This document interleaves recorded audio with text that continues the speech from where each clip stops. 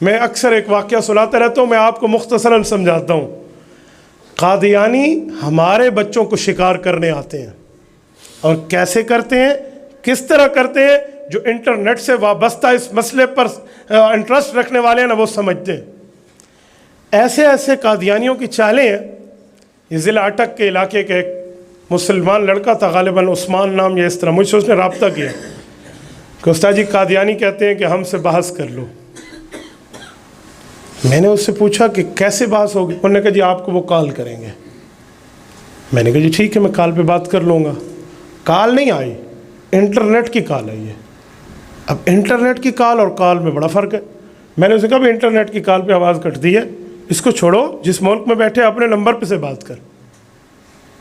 تو جب ہماری بات اس سے اس نمبر پہ نہ ہونا، وہ انٹرنیٹ کی کال کرے، وہ ریکارڈنگ چلائے، وہ ادھر ادھر۔ جب میں نے پوری تحقیق کی نا، پھر سمجھ آیا کہ قادیانیوں نے ایک دن میں گفتگو کرنے کے لیے دن اور رات میں اپنے 8 سے 10 بندے متعین کیے۔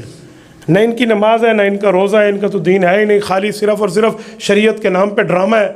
تو اس کو تنخواہ دینی ہے بھی آپ نے اتنے بجے سے اتنے بجے تک کسی نہ کسی مسلمان کو تنگ کرنا ہے۔ جب یہ سو جائے گا پھر اس نے بیٹھنا ہے، پھر اس نے بیٹھنا ہے۔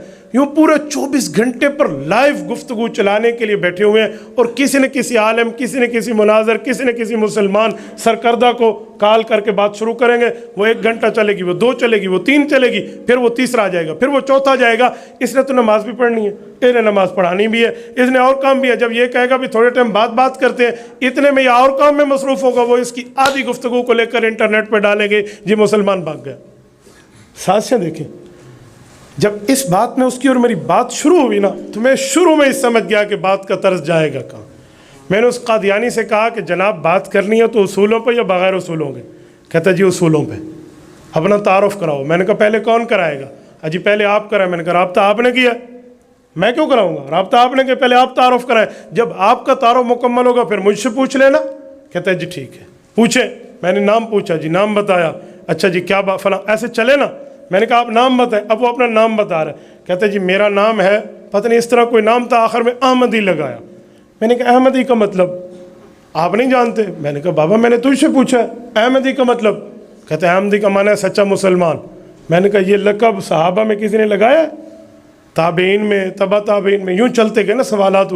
میں نے ایک ایک بات پہ پکڑنا شروع کیا نا اس سے، تو اس پکڑ میں وہ نہیں پہلے تم بتاؤ۔ میں نے کہا جب تک یہ طے ہوا تھا اصول میں کہ تیرا تعارف مکمل نہیں ہوگا میں آگے نہیں چلاؤں گا۔ فوراً پنترا بدل کے کہتا ہے تو بریلوی ہے، دیوبندی ہے، اہل حدیث ہے، کون ہے؟ میں نے کہا جی اس مسئلے پہ میں ان تینوں کا نمائندہ ہوں، باقی گلنا گھر بہ کے کر لینا۔ اس مسئلے پر میں تینوں کا نمائندہ ہوں، اور ہم تینوں کا یہ فتویٰ ہے کہ تم جیسے دجال اس دھرتی میں آئے بھی نہیں ہیں۔ نہیں میں نے 10 تیڑا مسلک کیڑا، میں کہ پہلے 10 تیڑا تعارف کیڑا ہے۔ بہرحال وہ بات آئی اور گئی چلی گئی۔ تو میں نے بات کا مطلب کیسے انہوں نے بندے بٹھا رکھے، کس طرح بندے بٹھا رکھے۔ ایک کام اور بتاؤں، ایسے ایسے افراد بٹھائے ہیں جو جھوٹی جھوٹی باتیں، جھوٹی جھوٹی روایتیں لکھ کے نیچے کسی ایسے عالم کا نام رکھیں گے جو عالم فوت ہو گیا اور اس کی کتابیں نہیں ملتی، نیچے اس کا نام ڈال دیں گے بھئی مجدد الفسانی کی فلاں کتاب میں ہے، حضرت مجدد رحمہ اللہ کے علم میں بھی نہیں ہوگی کتاب۔